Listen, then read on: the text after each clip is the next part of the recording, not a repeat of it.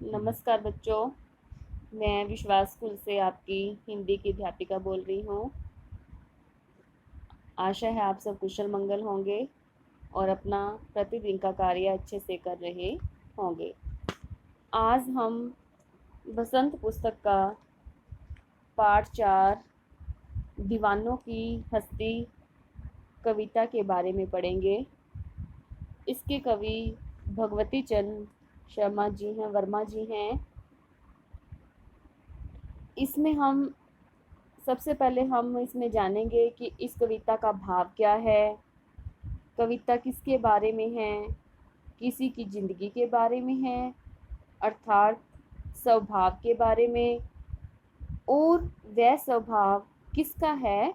दीवानों का। यहाँ पर कवि ने दीवाना किसे कहा है? यहाँ पर कवि ने दीवाना उस व्यक्ति को कहा है जो मस्त मौला होकर खुले दिल से अपने जीवन को जीता है और साथ ही जहाँ जाता है दुनिया में चारों तरफ वहाँ खुशियाँ बिखेरता जाता है। अपने सुंदर स्वभाव के द्वारा लोगों के दुखों का बोझ लेने का प्रयास करता है। आइए इस कविता को शुरू करने का प्रयास करते हैं। इस कविता के द्वारा कवि हमें क्या सीख देना चाहते हैं? कवि हमें सीख देना चाहते हैं कि मनुष्य को यानी हम सबको अपने अंदर ऐसा स्वभाव विकसित करना चाहिए या ऐसा स्वभाव विकसित करने का प्रयास करना चाहिए जैसा हमें इस कविता में बताया गया है। हमें खुश दिल वाला होना चाहिए। हम जहाँ जाएं वहाँ खुशियाँ बांटनी चाहिए। यही हमारा प्रयास होना चाहिए। तो आइए इस कविता की शुरुआत करते हैं। इस कविता का शीर्षक है दीवानों की हस्ती। तो अब इसकी हम सप्रसंग व्याख्या करेंगे। पहले संकेत में हम जो स्टैंजा कर रहे हैं उसका फर्स्ट शब्द, जैसे कि हम और डैश डैश डैश और लास्ट वाला चलें। इसका प्रसंग क्या होगा? प्रस्तुत पंक्तियाँ हमारी हिंदी की पाठ्य पुस्तक वसंत भाग 3 में संकलित कविता दीवानों की हस्ती से ली गई हैं और इसके कवि भगवती चंद वर्मा जी हैं। और इसमें कवि ने अपने मनमोजी रूप का वर्णन किया है कि की कविता में कवि ने मनमोजी रूप का वर्णन किया है और अपने प्रेम हृदय को दर्शाया है। वो अपने जीवन को अपने ढंग से किस प्रकार जीते हैं, चारों ओर प्रेम बांटने का संदेश देते हैं, खुशियों का संचार करते हैं और जीवन में असफल होने पर भी किसी को दोष न देने का भी संदेश देते हैं और स्वयं भी असफल होने पर किसी अन्य को दोषी नहीं मानते। तो आइए अब हम इसकी व्याख्या करेंगे। पहला स्टैंजा है, हम दीवानों की क्या हस्ती है, आज यहाँ कल वहाँ चले, मस्ती का आलम साथ चला, हम धूल उड़ाते जहाँ चले। दीवाने दीवाने किसको कहा गया? दीवाने अपनी मस्ती में रहने वाले को। और हस्ती क्या होता है? अस्तित्व। मस्ती मीन्स मौज में रहना, अपनी मस्ती में रहना, और आलम होता है संसार या दुनिया। कवि कहता है कि हम दीवानों की क्या हस्ती, कि हम जैसे मनमोजी व्यक्तियों का क्या है, कोई हस्ती मीन्स अस्तित्व नहीं होता है। आज यहाँ कल वहाँ चले। आज यहाँ दिखाई दे रहे हैं तो कल कहीं दूसरी जगह दिखाई देंगे। मस्ती का आलम साथ चला, हम धूल उड़ाते जहाँ चले। कवि कहता है कि हम जहाँ भी धूल उड़ाते हुए जाते हैं वहीं मस्ती का आलम मीन्स संसार साथ लेकर चलते हैं। दूसरा पैरा देखिए, आए बनकर उल्लास अभी, आंसू बनकर बह चले अभी, सब कहते ही रह गए अरे, तुम कैसे आए कहाँ चले। उल्लास मीन्स खुशी। कवि कहता है कि आए बनकर उल्लास अभी, आंसू बनकर बह चले अभी। अभी हम क्या है, खुशी से परिपूर्ण थे, और दूसरे ही पल क्या हैं, हमारे आंसू बहने लगे। सब कहते ही रह गए अरे, सवे अरे, सभी लोग यही कहते रह गए अरे, तुम कैसे आए कहाँ चले। अरे तुम कैसे आए थे और अब तुम कहाँ जा रहे हो।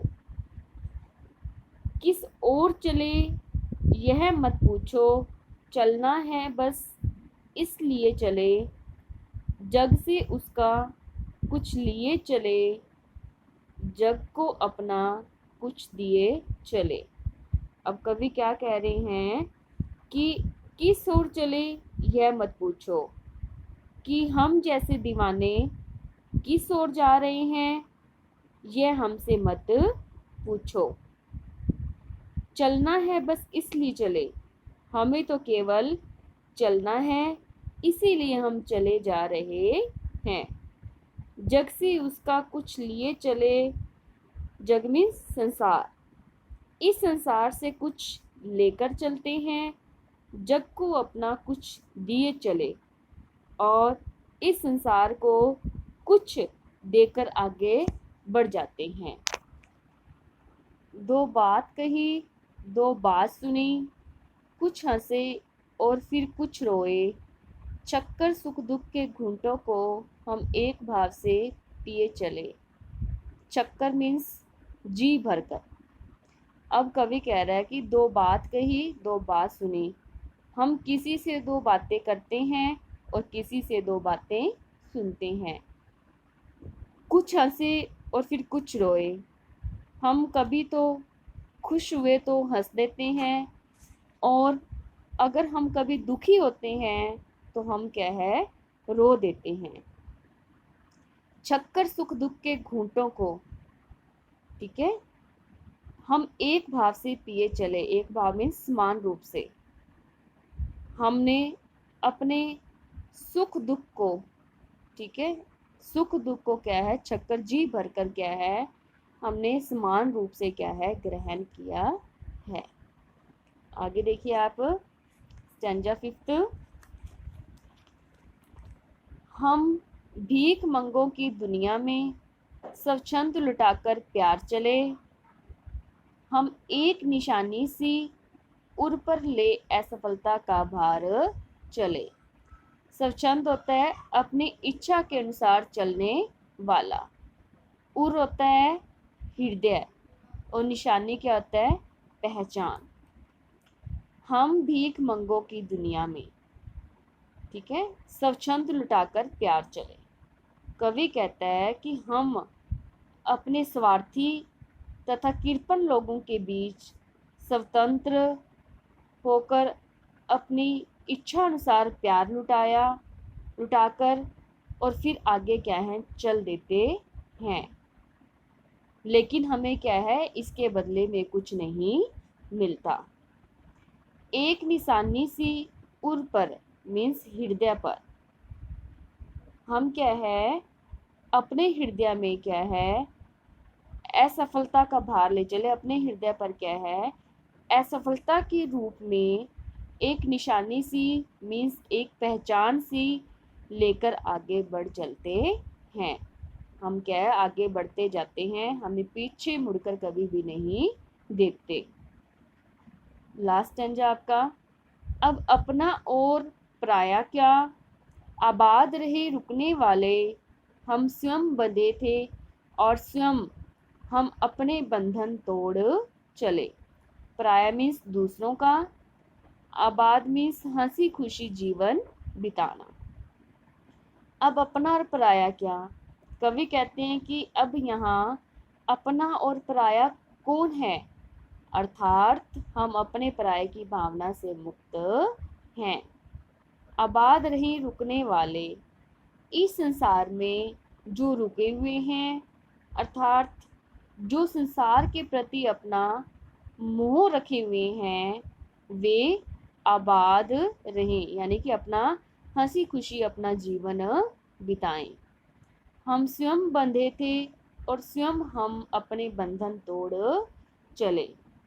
कवि कहते हैं कि हम खुद ही, स्वयं मीन्स खुद, हम खुद संसार के बंधनों में बंधे हुए थे और स्वयं ही हमने इन बंधनों को तोड़ दिया है।